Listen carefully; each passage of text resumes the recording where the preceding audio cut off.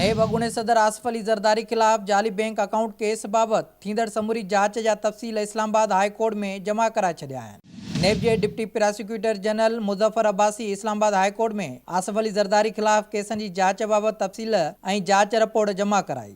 अदालत में जमा करायल नेब जी रिपोर्ट में ॿुधायो वियो आहे त जाली अकाउंटनि जे केसनि बाबत मजमूई तौर ते 26 इंक्वायरियूं जारी आहिनि। नेब जी रिपोर्ट मूजिब जाली अकाउंटनि बाबति इंक्वायरियूं सुप्रीम कोर्ट जे हुकुम ते शुरू कयूं वयूं। 5 इंक्वायरियुनि में आसिफ ज़रदारी जो किरदारु साम्हूं अची चुको आहे।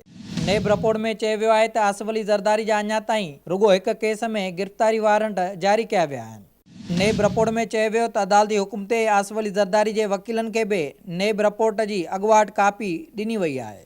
अॻूणे सदर आसिफ ज़रदारी नेब इंक्वायरियुनि जा तफ़सील ॾियण लाइ इस्लामाबाद हाई कोर्ट में दरख़्वास्त दाख़िल कराई हुई।